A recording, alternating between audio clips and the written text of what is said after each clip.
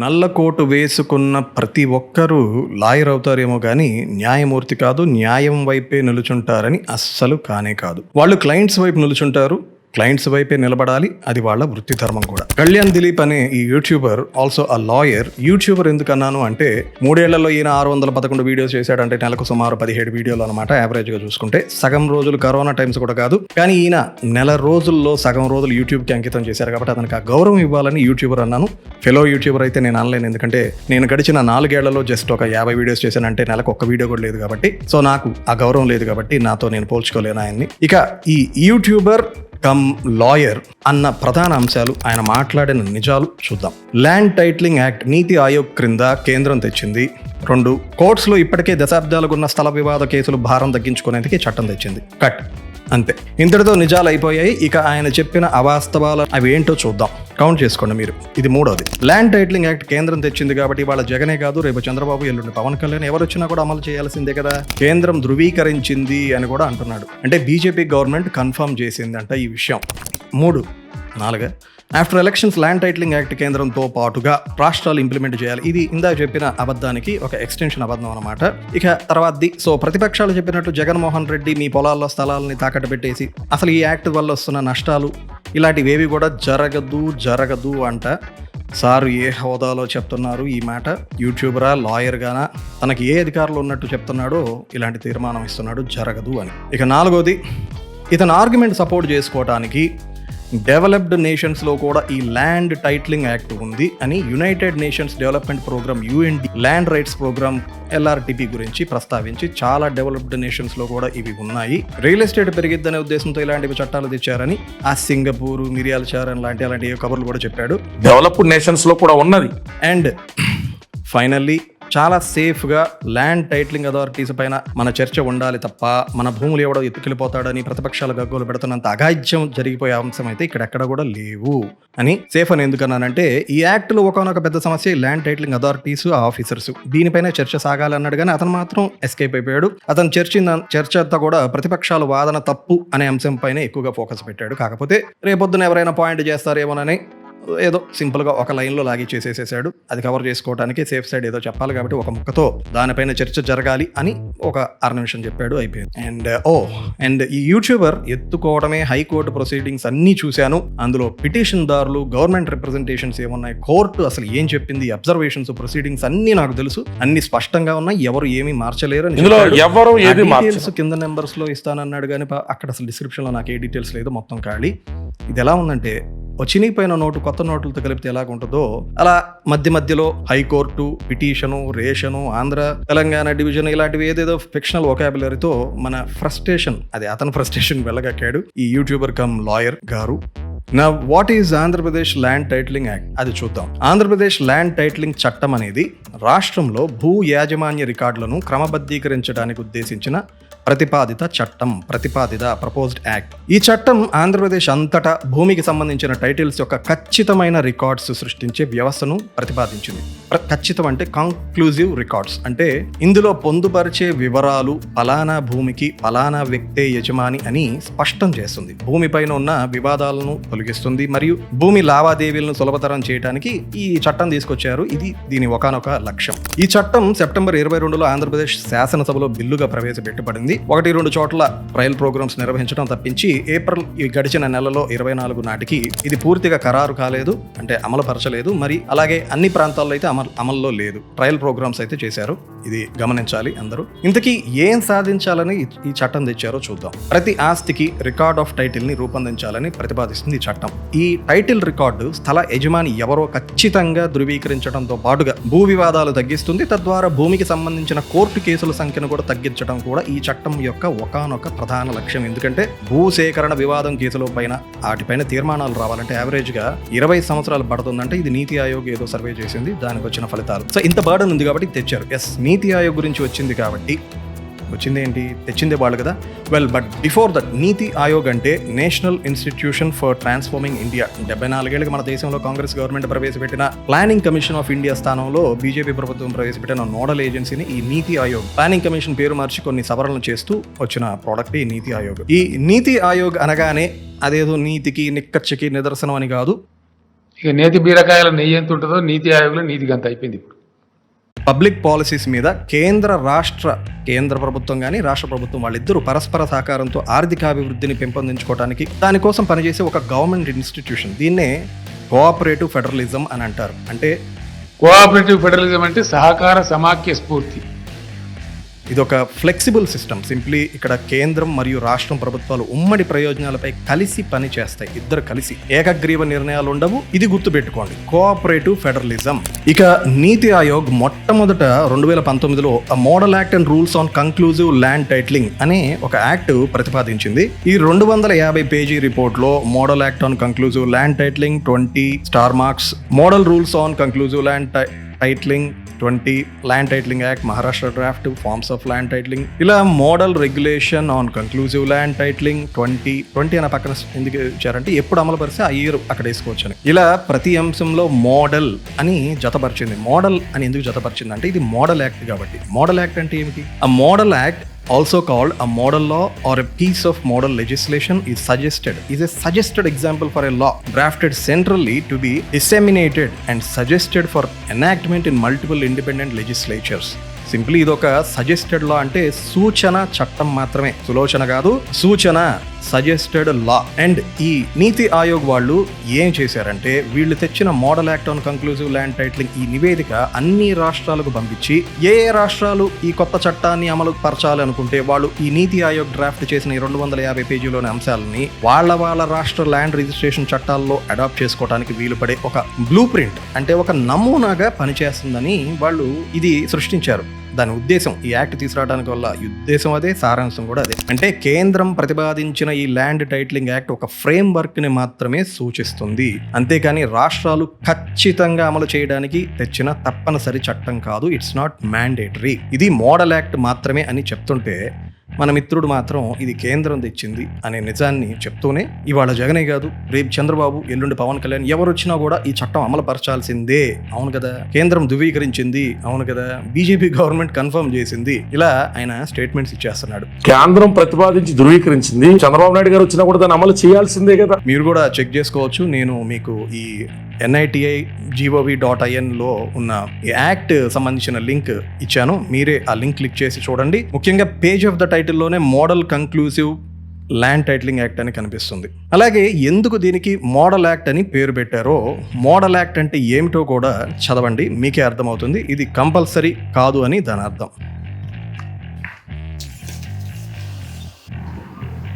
ఇక రెండవది, మన మిత్రుడు ఆవేదన అతని ఆకాంక్ష, after elections land titling act కేంద్రంతో పాటుగా రాష్ట్రాలు ఇంప్లిమెంట్ చేయాలని కూడా ఇతనే తీర్మానం చేస్తున్నాడు.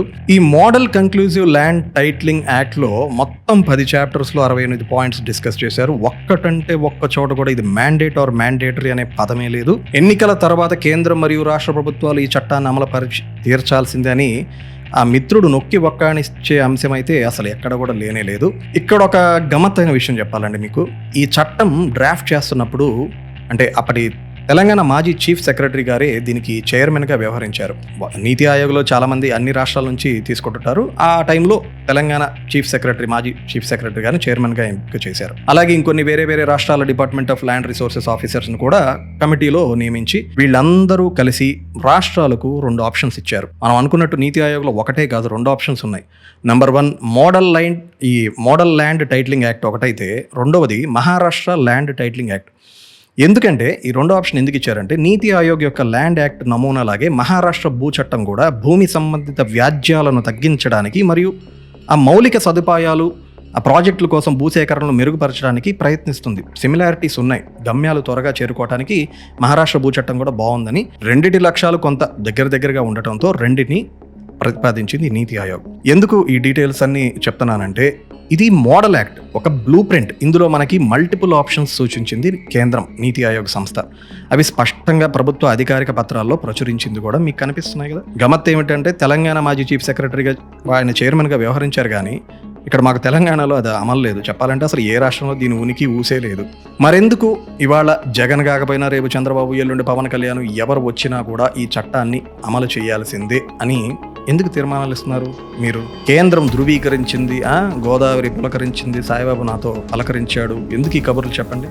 ఇది మ్యాండేటరీ చేసింది రాష్ట్రంలో ఉన్న జగన్ సర్కార్. వాళ్లే జీవోలు తీసుకొచ్చారు. కేంద్ర బీజేపీ సర్కార్ కాదు. నీతి ఆయోగ్ అయితే ఎక్కడ మ్యాండేటరీ ప్రస్తావన కూడా చేయలేదు. నెక్స్ట్, ఇతని ఆర్గ్యుమెంట్ సపోర్ట్ చేసుకోవడానికి united nations development programme UNDP land rights programme గురించి ప్రస్తావన చేశారు. ఐక్యరాజ్య సమితి అభివృద్ధి కార్యక్రమం UNDP, భూమి హక్కుల కార్యక్రమం LRTP, ఈ ప్రోగ్రామ్స్ కు మరియు ఆంధ్రప్రదేశ్ ల్యాండ్ టైటిలింగ్ చట్టం APLTA మధ్య అసలు పోలికే లేదండి. ఒకే ఒక్క సిమిలారిటీ ఏంటంటే రెండు ప్రోగ్రామ్స్ కూడా ల్యాండ్ టైటిల్స్ రిజిస్ట్రేషన్ కోసం పనిచేస్తాయి, అంతే. అసలు ప్రధాన డిఫరెన్సెస్ ఏంటంటే మీకు అసలు ఆ ప్రోగ్రామ్ ఏంటో చెప్తాను చూడండి. LRTP అనేది ఒక సెయింట్ లూషియాలోని, అది కూడా అరటిపండు, మామిడికాయలు, కొబ్బరికాయలు, కోకో ఇలాంటి వ్యవసాయ ఆధారిత, వాటిని ఏమంటారు, హార్టికల్చర్ అంటారు కదా. ఆ హార్టికల్చర్ రైతు భూములకు సరైన పట్టాలు లేకపోవడం వలన ఆర్థికంగా వ్యాపారపరంగా ఎదగలేకపోతున్నారని గుర్తించి United states agency for international development వాళ్ళు ఈ సెయింట్ లూషియన్ గవర్నమెంట్తో కలిసి పనిచేసి ఒక ప్రాజెక్ట్, మౌలిక సదుపాయాలు లేని ఒక రైతు వర్గానికి చేసిన ఒక అప్లిఫ్టింగ్ ఈవెంట్ ప్రాజెక్ట్ మాత్రమే. ఎందుకంటే సెయింట్ లూషియాలో ఆ తర్వాత ది ల్యాండ్ రిజిస్ట్రేషన్ యాక్ట్ అని ఈ సెయింట్ లూషియాలో భూమి రిజిస్ట్రేషన్ విధానాలు, వాటిని నియంత్రించే పునాది చట్టం ఒకటి వచ్చింది. ప్రస్తుతానికి అమల్లో ఉంది కూడా ఇది మాత్రమే. ఇది వాళ్ళ permanent land registration act rules book అనమాట. ఈయన చూపిస్తున్న LRTP ఎప్పుడో 1983లో ట్రయల్ గా USA ఎయిడ్ ద్వారా ఆర్థిక వనరుల ఫండింగ్ చేసి నిర్వహించే ఒక ప్రాజెక్ట్ మాత్రమే. అండ్ లాయర్ బాబాయ్, నువ్వు సరిగ్గా చెక్ చేసుకోవా ఇన్ఫర్మేషన్? పట్టుమని 2 లక్షల జనాభా లేని ఒకానొక ద్వీప దేశం వెస్టిండీస్ లో ఉంది ఈ సెయింట్ లూషియా. ఇప్పుడు స్టేటస్ 83లో అంటే ఎంతమంది ఉంటారు? 1 లక్ష మంది ఉండొచ్చా? And most importantly Saint Lucia developed country అని తేల్చేసేసావు. నువ్వు ఇలా స్టేట్మెంట్స్ ఇస్తూ ఉంటే పాపం వరల్డ్ బ్యాంక్ వాళ్ళు ఏం చేయాలి చెప్పు? అక్కడున్న పేద బిక్కి అరటిపండు రైతుల కోసం USA నుండి వచ్చిన సహాయ నిధితో తీర్చిన ఒక LRTP అనే ప్రయోగాత్మక ప్రోగ్రాం గురించి డెవలప్డ్ నేషన్స్ కూడా ఇంప్లిమెంట్ చేస్తున్న ఇదే చట్టాన్ని చాలా క్యాజువల్గా, అలవోకగా అబద్ధం చెప్పేశావు. Okay, some times mistakes happens, ఇది వదిలేద్దాం. అయితే మిత్రుడు ఈ మిస్టేక్ నుండి కూడా నాకు ఒక మంచి పాయింట్ అయితే పాయింట్అవుట్ చేశాడు. డెవలప్డ్ నేషన్స్ లో నిజంగా ఇలాంటి ల్యాండ్ టైటిలింగ్ యాక్ట్స్ ఉన్నాయా? ప్రధానంగా చెప్పాలంటే మాది గ్యారంటీ అనే కదా, గ్యారంటీ మాది అని ఈ కొత్త చట్టం చెప్తున్నారు. అలాంటివి ఏమన్నా గ్యారంటీలు ఇస్తున్నారా? ఆస్ట్రేలియాలో టొరెన్స్ టైటిల్ సిస్టమ్ అని అక్కడున్న స్థల యజమానులకు అక్కడి ప్రభుత్వాలే గ్యారంటీ ఇస్తాయి. కానీ అక్కడ భూములకు ఈ టొరెన్స్ టైటిల్ లెజిస్లేషన్ బాధ్యతలు అక్కడి రాష్ట్ర ప్రభుత్వాలే తీసుకుంటాయి. అంటే రాష్ట్రాలు తమ సొంత చట్టాల ద్వారా భూమి టైటిల్ ని నియంత్రించే శాసనాధికారాన్ని కలిగి ఉంటాయి.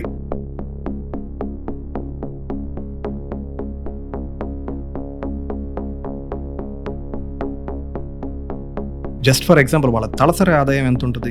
సుమారు 4-5 లక్షలు ఉంటుంది. మనకి ఒక 20,000 కూడా ఉండదు కదా. ఎగ్జిస్టింగ్ ఇన్ఫ్రాస్ట్రక్చర్ని ఎన్హాన్స్ చేయకుండా అధికారులను, ఇది సామాన్యులను ఈ టర్మాయిల్లో పడేసేసి ఎటువంటి లెజిస్లేచర్కి అసలు అవకాశమే లేదని స్వస్తి చెప్పేసేసేసి ఉన్న ఇప్పుడున్న ఈ ఏపీ ల్యాండ్ టైటిలింగ్ యాక్ట్ని స్టేట్సే కాకుండా ఫెడరల్ కాన్స్టిట్యూషన్ పరిధిలో కూడా ఉండేలా నిర్మించిన బలమైన చట్ట శాసనాల నడుమ ఉన్న ఆస్ట్రేలియా టొరెన్స్ టైటిల్ సిస్టమ్తో ఎలా కంపేర్ చేస్తావు? అసలు ప్రపంచం మొత్తానికి సూపర్ పవర్గా ఉన్న అమెరికాలో కూడా, USA కూడా, అంటే నేను USAని ఎందుకు తీసుకొస్తున్నానంటే ప్రజాస్వామ్య దేశం కాబట్టి, మన తర్వాత అదే లార్జెస్ట్ డెమోక్రటిక్ కంట్రీ కాబట్టి చెప్తున్నా. వాళ్ళు డీడ్స్ రిజిస్ట్రేషన్ అని పాటిస్తారు. ఒకటి, ఆస్తి చేతులు మారినప్పుడు లేదా కొత్త దస్తావేజు సంబంధిత కౌంటీ కార్యాలయాలని ఒకటి ఉంటాయి. వాటిలో నమోదు చేయబడుతుంటుంది. కౌంటీ అంటే మీకు ఉదాహరణకి మనకి 4-5 మండలాలు కలిపి ఒక తాలూకా ఆఫీస్ ఉన్నట్లు కొన్ని నగరాలు, మహానగరాలు కలుపుకుంటూ ఒక కౌంటీ ఆఫీస్ ఉంటుంది USAలో. ఇలా కౌంటీ ఆఫీస్లో రికార్డ్ అయిన డీడ్స్లో అలానా భూమికి ఎంతమంది పట్టాదారులు యజమానులుగా ఉన్నారు, మారారు, ప్రస్తుతం ఉన్న యజమాని ఎవరు అనే చైన్ ఆఫ్ ఓనర్షిప్ డీటెయిల్స్ అందులో పొందుపరుస్తారు. జస్ట్ లైక్ మనకి ఈసీ ఆన్లైన్లో కాకుండా మీకు ఎన్క్యూమరెన్స్ సర్టిఫికేట్ కావాలంటే అది సబ్ రిజిస్టర్ కార్యాలయంలో దొరుకుతుంది కదా, సేమ్ అలాగే ఇక్కడ chain of land ownership details records ఆ కౌంటీ ఆఫీసర్స్లో ఉంటాయి. ఈ వివరాలు ఎందుకు చెప్తున్నానంటే USA లాంటి డెవలప్డ్ నేషన్స్లో కూడా ఈ డీడ్స్ రిజిస్ట్రేషన్లో పలానా భూమికి యజమాని ఎవరు, ఆ టైటిల్ సర్టిఫికేషన్ డీటెయిల్స్లో యాక్యురసీ మెయింటైన్ చేస్తారు. Accuracy, not guarantee. Land owners details పైన స్పష్టమైన వివరాలు పొందుపరుస్తారు. గ్యారంటీలు ఇవ్వరు. ఎందుకు గ్యారంటీ ఇవ్వరు అని మీకు ఒక సందేహం కలగచ్చు. ఈ బాధ్యత కొనుగోలుదారులపై ఉంటుంది లేదా ఆ స్థల యజమాని పైన ఉంటుంది. ఆ పత్రాలు సరైనవా కాదా అని ధృవీకరించుకోవడానికి ఏదైనా నకిలీ పత్రాలు లేదంటే మోసం జరిగినట్లు అనిపిస్తే డిస్ప్యూట్స్ కోర్ట్స్ల ద్వారానే వాళ్ళు యూఎస్ఏలో తేల్చుకోవాలి. మనకి ఇప్పుడున్న వ్యవస్థలాగే, ఆల్రెడీ ఎగ్జిస్టింగ్ వ్యవస్థలాగే అమెరికాలో కూడా న్యాయ నైపుణ్యం కలిగిన న్యాయమూర్తులు ఇలాంటి సంక్లిష్ట స్థల వివాదాలు, ల్యాండ్ టైటిల్ సమస్యలను పరిష్కరిస్తారు. సో మన దేశంలో లాగానే యుఎస్లో కూడా ల్యాండ్ టైటిలింగ్ విషయంలో వాళ్ళ focus it is on accuracy, not guarantee. అన్ని డాక్యుమెంటేషన్ డీట్స్ యాక్యురేట్ స్పష్టంగా ఉంటే ఆలోచించండి, ఇక వేరే గ్యారంటీ పని ఏంటి? అయితే ఇక్కడ మీరంతా ఒకటి గమనించాలి. నేను నీతి ఆయోగ్ తెచ్చిన ఈ మోడల్ ల్యాండ్ కంక్లూజివ్ యాక్ట్ అస్సలు మంచిది కాదు అనటం లేదు. ఎందుకంటే దేని ప్రయోజనాలు దానికి ఉంటాయి, దాని నష్టాలు కూడా ఉంటాయి, ప్రోస్ అండ్ కాన్స్. వాటి గురించి మాట్లాడతాను. అలాగే ప్రభుత్వమే మీ భూమికి గ్యారంటీ అనే అంశం, దాని గురించి మాట్లాడతాను. ప్లస్ ఇక్కడ మన రాష్ట్రంలో ఈ యాక్ట్లోని ఈ పొందుపరిచిన ఆ సెక్షన్స్లో లోపభూయిష్టమైన అంశాలు ఏమున్నాయి కూడా నేను మాట్లాడతాను. అయితే దానికంటే ముందు మన యూట్యూబర్ కమ్ లాయర్ మిత్రుడు చేసిన మరో వ్యాఖ్య, ప్రతిపక్షాలు చెప్పినట్లు జగన్మోహన్ రెడ్డి మీ పొలాలని, స్థలాన్ని తాకడ పెట్టేస్తాడు, లేకపోతే దీనిలో ఏదో చాలా నష్టాలు జరుగుతాయి, అది జరగదు అని తీర్మానం చేశాడు. దాని గురించి మాట్లాడదాం. Now the Andhra Pradesh land titling bill 2022లో 2 వర్షన్స్ ఉన్నాయండి. అయితే డేట్ 17/10/2023 ఇది క్లిక్ చేయండి. ఇదే లేటెస్ట్ డాక్యుమెంట్. ఇందులో 10 కమెంట్మెంట్స్ లాగా ఏదో ఒక 10 చాప్టర్స్ ఉన్నాయి. మనం ఈ వీడియోలో కేవలం 2 చాప్టర్స్ మీద ఫోకస్ చేద్దాము, ఎందుకంటే ఈ 2 చాలు. ఇది ఎంత లోపభూయిష్టమైన చట్టమని మీకే అర్థమైపోతుంది. ఇందులో చాప్టర్ 2 నుంచి చాప్టర్ 3లో ఉన్న 3వ పాయింట్ నుంచి 16వ పాయింట్లో వీటినే సెక్షన్స్ అని ఇందులో ఉంది. వీటి మొత్తం సారాంశం చూస్తే ఈ కొత్త చట్టం కింద 2 ముఖ్యమైన ఆఫీసర్స్ ఉంటారు. మొట్టమొదటిది టైటిల్ రిజిస్ట్రేషన్ ఆఫీసర్. ఇతనే రికార్డ్స్ తయారు చేస్తూ ఉంటాడు, ఆయనే విచారణ అంతా ఈ చాప్టర్ 2లో ఉంది. రెండవది, ఇతని పైన డిస్ప్యూట్ రెజల్యూషన్ అథారిటీ ఆఫీసర్గా land titling appellate officer LTAO అనే వ్యక్తి ఉంటాడు. అంటే ఇంక వీళ్ళిద్దరే, అంతే, దట్స్ ఇట్. అంటే ఇన్నాళ్ళు 5-6 చోట్ల తిరిగే వాళ్ళం కదా, ఇప్పుడు 2తోనే నా భూమికి సంబంధించిన అన్ని పనులు అయిపోతుందా? ఇది చాలా సంతోషమైన విషయమే కదా. అంత కాంప్లెక్స్ స్ట్రక్చర్ని సింప్లిఫై చేశారంటే మంచిదే కదా. కానీ appointment of title registration officer గురించి ఈ 8th పేజీలో వివరించారు. చూడండి. The authority May by notification appoint any person అంట, either by name or by virtue of his office, to be a title registration officer for all or any of the purposes of this act. అంటే ఈ చట్ట ప్రకారం ప్రభుత్వానికి ఎవరిని కావాలంటే వాళ్ళని title registration ఆఫీసర్గా, TRO అనుకుందాం కాసేపుకి, బాధ్యతలు వాళ్ళకి ఇష్టం వచ్చిన TROకి కట్టబెట్టే హక్కు ఉంది ప్రభుత్వానికి. ఎనీ పర్సన్ అంటే ఏమిటి? అన్నేమ్డ్ అథారిటీ అంటే పేరు లేని ఒక అధికారి. అతనికి పేరు ఉంటుంది, ఏంటో ఆయన అర్హతలు ఏంటో ఎక్కడ వివరించలేదు. ఈ టైటిల్ రిజిస్ట్రేషన్ అధికారే ఇక నుండి భూముల సర్వే చేయాలన్నా, మీ భూములు, ఆ భూమి టైటిల్ రిజిస్ట్రేషన్ చేయాలన్నా, ఆఖరికి దానిపైన ఏమన్నా డిస్ప్యూట్స్, భూ వివాదాలు ఉన్నా కూడా ఇతనే రికార్డ్స్లో రిజిస్టర్ చేస్తుంటాడు. ఒక్కొక్క దానికి ఒక్కో రికార్డు ఉంటుందని కూడా మెన్షన్ చేశారు. ఈ TRO ఎంటర్ చేసిన రికార్డ్స్లో అవకతవకలు ఉన్నాయని ఎవరికైనా అనిపిస్తే వాళ్ళు 2 ఏళ్లలో ఒక అబ్జెక్షన్ ఫైల్ చేసుకోవచ్చు. దానికి న్యాయమూర్తిగా ఇందాక చెప్పాను కదా, ఆ ల్యాండ్ టైటిలింగ్ అపెలేట్ ఆఫీసర్ ఆయన వ్యవహరిస్తాడు. అప్పుడు మీరు కానీ అలా చేసినప్పుడు అబ్జెక్షన్, ఈ పై ఆఫీసర్ ఈ కేసు సుమోటోగా తీసుకొని ఈ భూ వివాదం ఉన్న వ్యక్తులకి కబురు చేసి ఇరు వాదనలు విని ఇతనే ఒక తీర్పిస్తాడు. ఇక్కడ 2 విషయాలు గమనించండి. ఒకటి, భూమిపైన వివాదాలు, విచారణ, ఆఖరికి దానిపైన తీర్పు కూడా ఈ LTA ఆఫీసరే అధికార బాధ్యతలు చేపడతారు. 2, 2 years టైం ఫ్రేమ్ మాత్రమే ఉంది ఇక్కడ. దీని అర్థం TRO ద్వారా మీ ఆస్తిని నమోదు చేసిన తర్వాత LTO అధికారి నుండి ఆర్డర్ ద్వారా సవరించబడకపోతే, డిస్ప్యూట్స్ లాంటివి ఏవీ లేకపోతే, ఈ 2 ఏళ్ల వ్యవధి తర్వాత ఆ స్థలం తాలూకు ల్యాండ్ టైటిల్ కంక్లూజివ్ అవుతుంది. కంక్లూజివ్ అంటే ఆ ల్యాండ్కి క్లియర్ టైటిల్ రికార్డ్స్ వస్తాయి. ఖచ్చితమైన టైటిల్ రికార్డ్స్ అంటే నిశ్చయాత్మకంగా మరియు సురక్షితంగా మీ భూమికి టైటిల్ రికార్డ్స్ వచ్చేస్తాయి. ల్యాండ్ టైటిల్ క్లియరెన్స్ వస్తుంది. అది ఇక మీదే అని ధృవీకరించబడుతుంది. సో ఇంత మంచిగా ఉంటే ఇందులో అసలు లోపం ఏంటని మళ్ళీ సందేహం. ఇక్కడ ఈ 2 అధికారుల ఎంపికే ఇక్కడ ఒక పెద్ద లోపం. అతిపెద్ద సమస్యలు వచ్చేది కూడా ఇక్కడే. అసలు ఈ 2 అధికారులు, దీనికి ఎవరు సేఫ్ గార్డ్స్ అండ్ అకౌంటబిలిటీ? అంటే ఎవరు మీ భూమికి ఏదైనా వివాదం వస్తే రక్షణ మరియు జవాబుదారీతనం వహిస్తారు? ఈ అధికారులకు ఉన్న లీగల్ క్వాలిఫికేషన్స్ ఏమిటి? ఎవరికి తెలియవు, అందులో కూడా లేవు. పోనీ భూమి పైన వివాదం వచ్చింది, ఎవరికి అపీల్ చేయాలి? ఈ చట్ట ప్రకారం అపీల్ ప్రాసెస్ కూడా ఆ పై అధికారికే చేయాలని చెప్తుంది. అసలు డిస్ప్యూట్స్ కూడా అతనే తీసుకురావడానికి గ్యారంటీ ఏంటి? దానికి ఈ చట్టం చేపడుతున్న ట్రాన్స్పరెన్సీ ఏంటి? అంటే ఇప్పుడు ఆయనే తీసుకొచ్చాడు, ఆయన తీసుకురాడు, ఇటువంటి వివాదాలు అనటానికి ట్రాన్స్పరెన్సీ, ఆ పారదర్శకత నమూనా ఎక్కడ కూడా స్పష్టం చేయలేదు. అంటే రికార్డ్స్ ఎంట్రీ మీరే చేస్తారు, వివాదం అంటే అపీల్ కూడా ఈ అధికారులకే చేయాలి.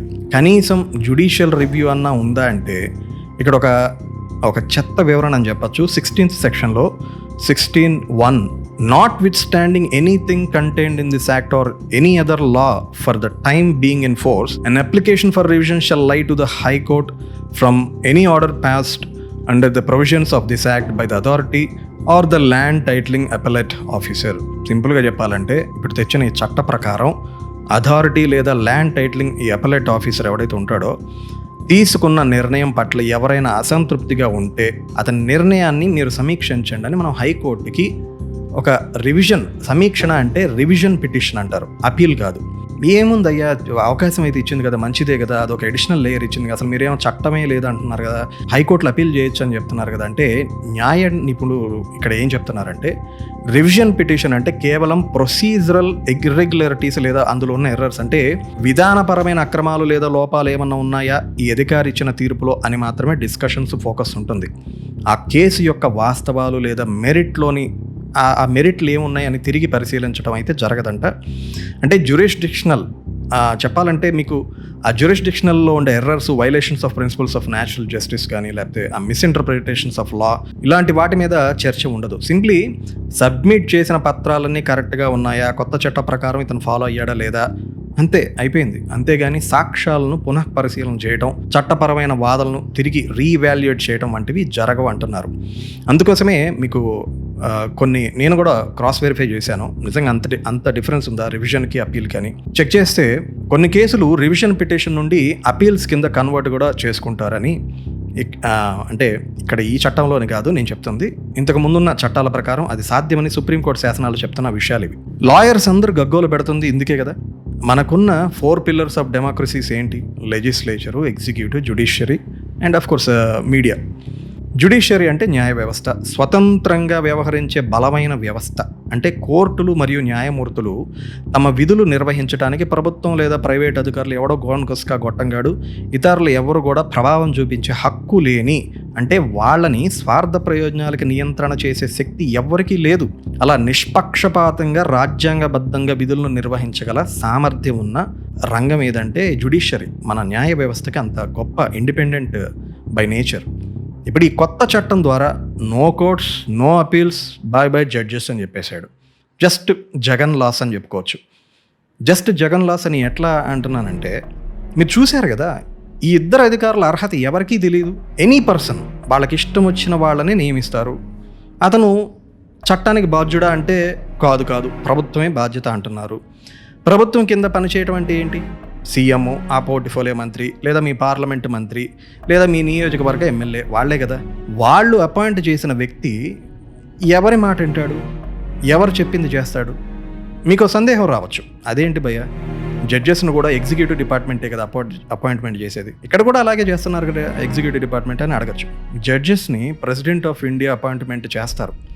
అయితే దానికన్నా ముందు chief justice of India, CJI అని మనం పత్రికల్లో చదువుతుంటాం కదా, and group of senior judges of the supreme court, వాళ్ళంతా ఒక కొలేజియంగా ఏర్పడి ఇచ్చిన సిఫార్సుల ఆధారంగా భారత రాష్ట్రపతి ఆ న్యాయమూర్తుల్ని నియమిస్తారు. అంటే ఎవడో గన్నయ్య, పొల్లయ్య వాళ్ళు కాదు, సాక్షాత్తు భారత రాష్ట్రపతి గారు కూడా ఎంత గౌరవం ఇస్తారో చూడండి. చీఫ్ జస్టిస్ ఆఫ్ ఇండియా మిగిలిన న్యాయమూర్తులు, ఆ ఉన్నత న్యాయమూర్తులు ఇచ్చిన సిఫార్సుల్ని పరిగణలోకి తీసుకొని అప్పుడు ఒక ఫైనల్ డెసిషన్ తీసుకుంటారు. అంతటి ఉత్కృష్టమైన పద్ధతులను అవలంబిస్తారు జడ్జెస్ నియామక విధానాల్లో. ఇక్కడేంట్రా అంటే ఎమ్మెల్యే, ఎంపీ, సీఎం మీరు ప్రజాప్రతినిధులు, ఓకే, ప్రజలకు సేవలు అందించాలి, మెరుగైన చట్టాలు తీసుకురావాలి, కానీ న్యాయమూర్తి చేసే పని కూడా నువ్వే సిఫారసు చేసే వ్యక్తి, అంటే నువ్వు సిఫారసు చేసే వ్యక్తే కదా అక్కడ పనిచేసేది. ఆ న్యాయమూర్తి చేసే పని కూడా అతనే చేస్తాడా? ఎవరు ఒప్పుకుంటారు?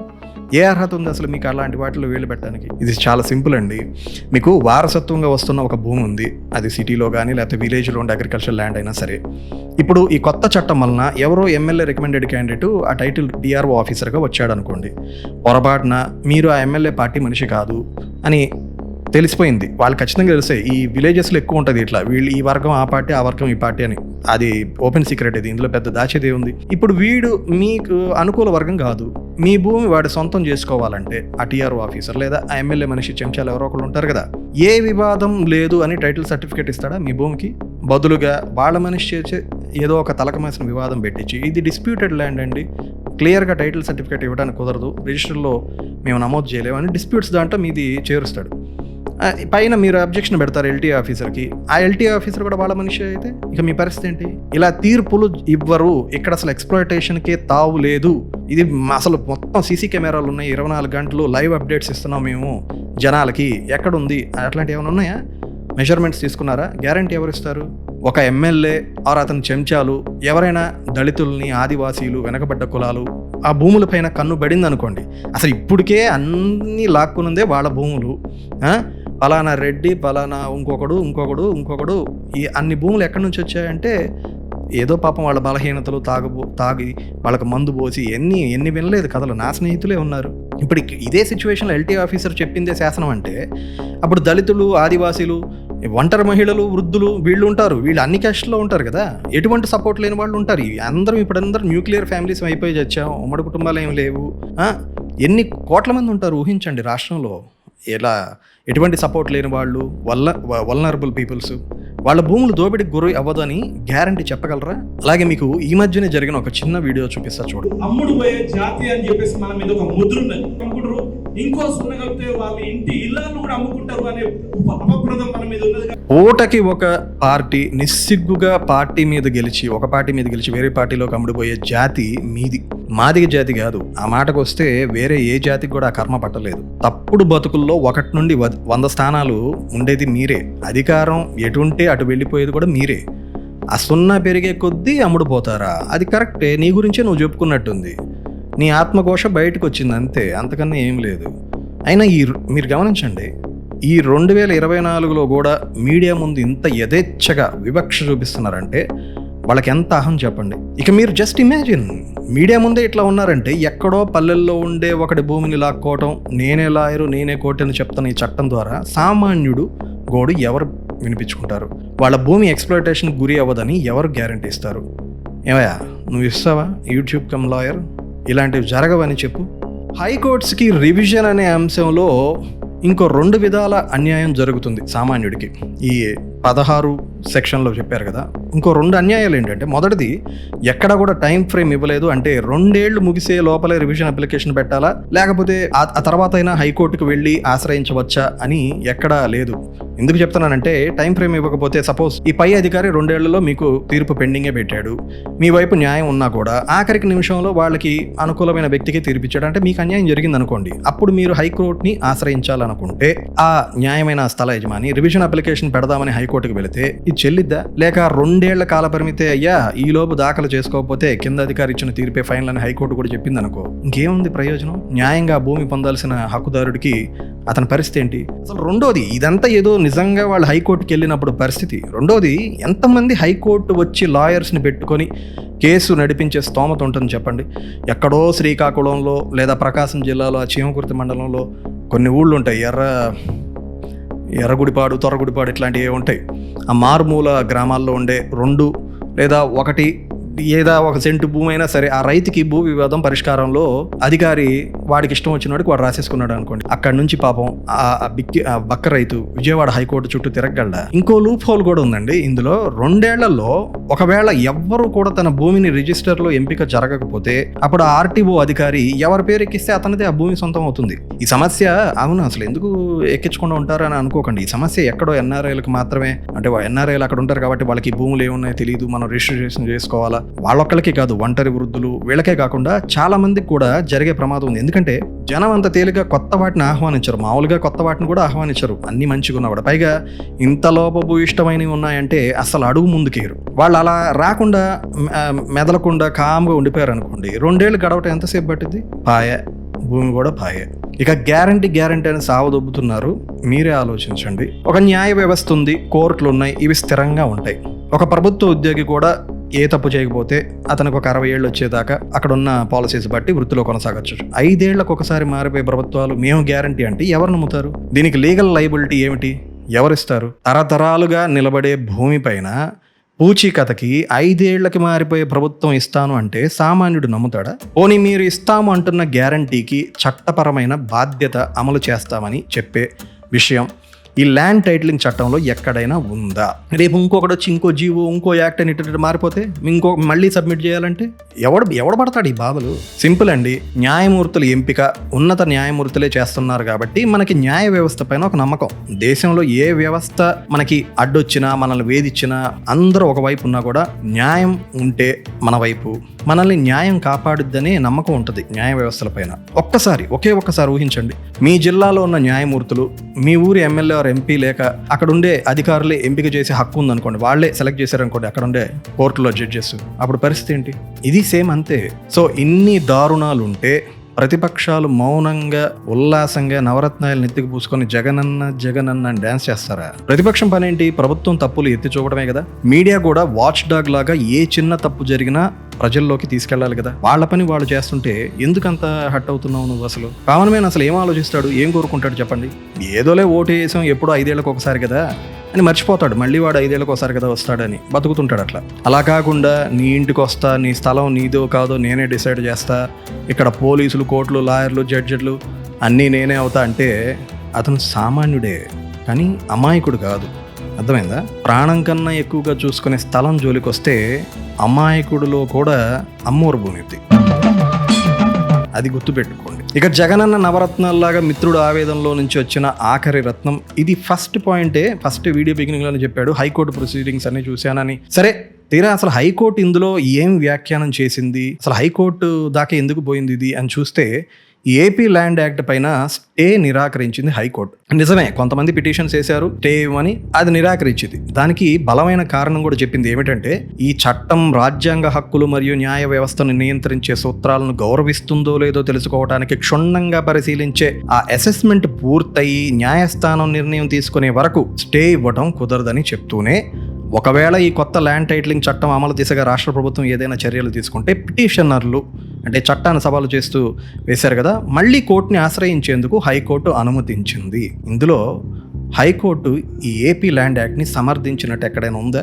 ఎందుకంత గొంతు చిచ్చుకుని హైకోర్టు నేనన్నీ చూశానంటావు? నువ్వు పాపం బల్లగుద్ది చెప్తున్నావు అనుకుంటున్నావు, కానీ బల్ల గుద్దితే బల్ల ఇరిగిద్దాము కానీ బ్రదర్, అబద్ధానికి నిజమనే బలం అయితే రాదు కదా బ్రదర్. చెప్పు. జనాలు జగనన్న నవరత్నాలు చూశారు, జాతిరత్నాలు సినిమాలు చూశారు. ఇప్పుడు 12 నిమిషాల వీడియోలో మీ వీడియోలో అష్టరత్నాలు చెప్పావు, అందులో 2 మాత్రమే బేసిక్ నిజాలు, మిగతావి 2:6 అంటే 100కి పర్సంటేజ్ వైజ్ చూసుకుంటే 25%. పాస్ మార్కులు కూడా 36 కదా. అయినా ఒకటి ఆలోచించు, 500 పైనే ఉన్న న్యాయ వ్యవస్థలు అంటే మనకి కోర్ట్స్ మొత్తం 500 పైనే ఉన్నాయి కదా, వాళ్ళెవ్వరూ చేయలేని పని జిల్లాకు ఒక ట్రిబ్యునల్ పెట్టి 26 మంది నామకావాస్తి అధికారులు ఈ భూ వివాదాలు పరిష్కరిస్తారంటే తెచ్చిన వాళ్ళకి బ్రెయిన్ ఉందో లేదో వాళ్ళు ఆలోచించుకుంటారు. కామనర్ లైబ్రరీ అనే ఛానల్ పెట్టుకున్న మీ లాయర్ సెన్స్ అవసరం లేదు, కామన్ సెన్స్ ఏమైంది?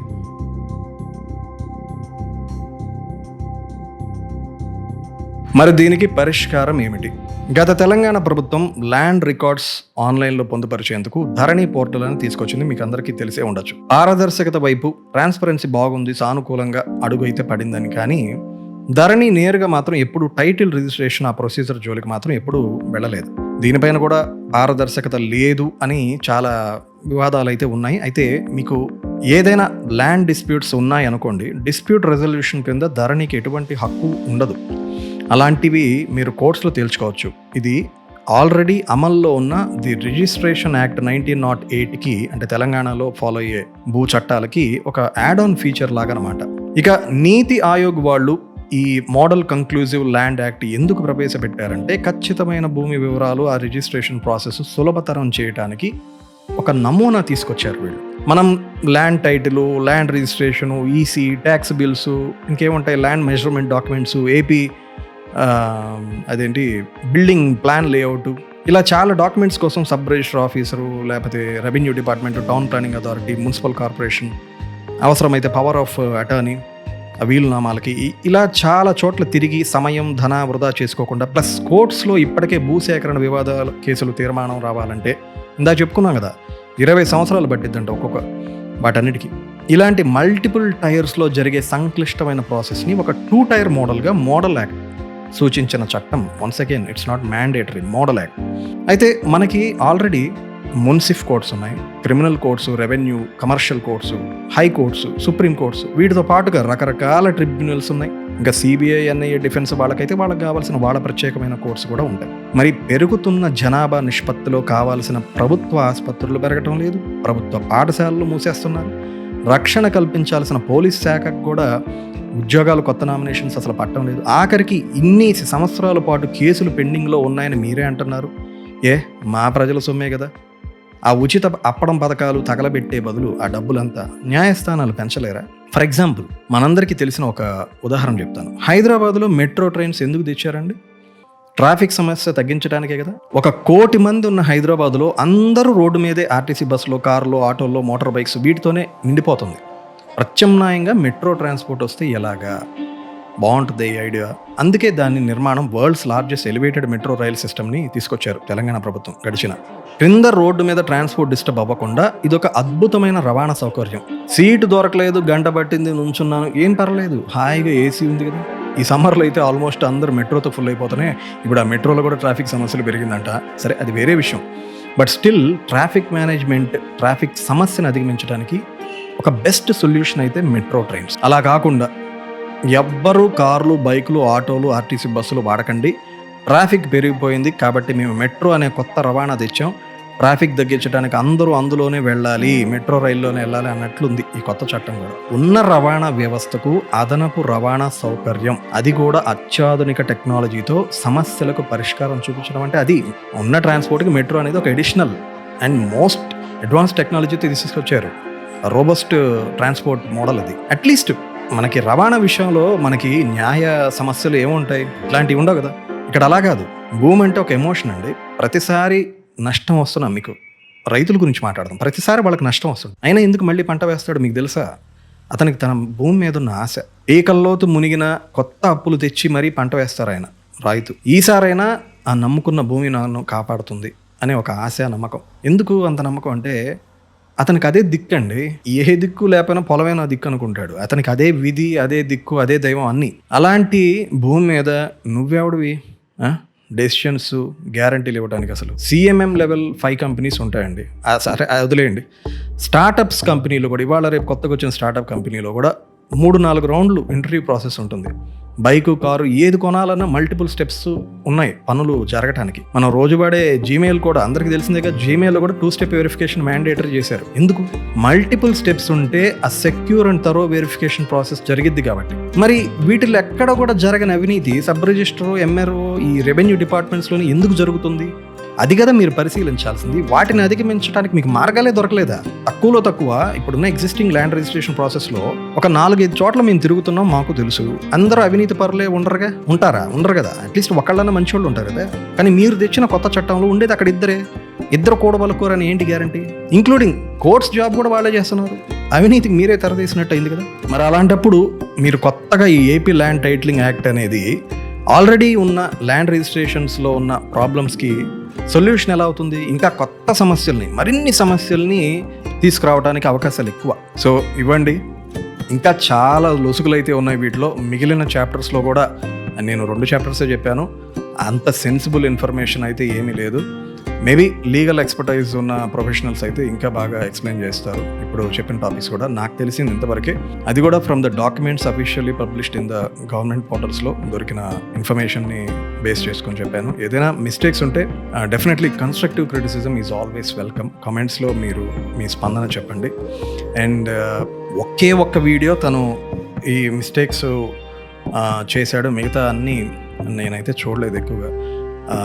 మన అబ్బాయి కామనర్ లైబ్రరీ సుంకర ఆయన ఆ యూట్యూబర్ గారు. నా పాయింట్ ఏంటంటే జస్ట్ ఒక యూట్యూబర్ అయితే పెద్ద మనం అంత రియాక్ట్ అవ్వక్కర్లేదు. ఒక సపోర్టివ్ సిస్టమ్ ఉండాలి ఎప్పుడైనా కూడా. మీడియా అనేది ఒక వాచ్ డాగ్ లాగా ఉండాలి. నేను ఎప్పుడో లాంగ్ బ్యాక్ నాకు ఒక చిన్న అవసరం అయితే నాకు ఎవరో ఇతను వీడియో చూపించారు. చాలా చక్కగా ఆయనకు ఒక మంచి వాగ్దాటి అవన్నీ ఉన్నాయి. ఆయన బాగా మాట్లాడారు, నాకు ఆయన నచ్చింది. నేను అనుకున్నా ఓకే ఉన్నారు, పర్వాలేదు, మనకు తెలుగులో కూడా మంచి వాయిస్, ప్రజల తరపు వాయిస్ ఇచ్చేవాళ్ళు. కానీ ఇప్పుడు మీరు చెప్పిన 8 పాయింట్లో అసలు 6 కరెక్ట్ లేవు కదా. అసలు ఎలా మనం అండ్ ఇంకొకటి మీకు థ్యాంక్స్ చెప్పాలి కామనర్ లైబ్రరీ ఛానల్ యజమాని. ఏంటంటే నాకు అసలు ఏపీ ల్యాండ్ టైటిల్ యాక్ట్ గురించి నేను అసలు ఇన్ని రోజులు అసలు చదవను కూడా చదవలేదు. నాకు చాలామంది మెసేజ్లు పెడుతున్నారు, అన్న మీరు చెప్పండి, మీరైతే ఇంకా చాలా డీటెయిల్గా చెప్తారని. నేనేంటంటే నాకు ఒకటైతే తెలుసు, అదే జస్ట్ ఒక ట్రయల్ రన్గానే చేస్తున్నారు కదా, దాంట్లో ఏముంది అని అన్న. కానీ పవన్ కళ్యాణ్, చంద్రబాబు నాయుడు గారు వాళ్ళ పక్కన పెట్టిన వాళ్ళు పొలిటీషియన్స్, అసలు బార్ అసోసియేషన్సే దీన్ని పూర్తిగా వ్యతిరేకిస్తున్నాయి. నాకు బార్ అసోసియేషన్స్ ఎందుకు వ్యతిరేకిస్తున్నాయి? అప్పుడు కూడా అంటే నాకున్న పర్సనల్ వర్క్ వల్ల, ప్రొఫెషనల్ వర్క్ వల్ల నేను ఎక్కువ కాన్సన్ట్రేషన్ చేయలేకపోయాను. బట్ థ్యాంక్స్, మీ వల్ల నేను కూడా ఏపీ ల్యాండ్ యాక్ట్, ఆ టైటిలింగ్ యాక్ట్, దానిలో ఎన్ని లోపాలు ఉన్నాయనేది మీ ద్వారా ప్రజలకి వెళ్ళినందుకు I really want to thank you. And మీరు కూడా ఇక్కడ కన్స్ట్రక్టివ్ క్రిటిసిజంగా you can comment here. And I hope మీరు more thorough verification, multiple step of verifications చేసుకొని ఇన్ఫర్మేషన్ అందరికీ, ప్రజలకి మంచి వీడియోస్ ఇస్తారని I wish you all the best. Stay healthy and stay happy.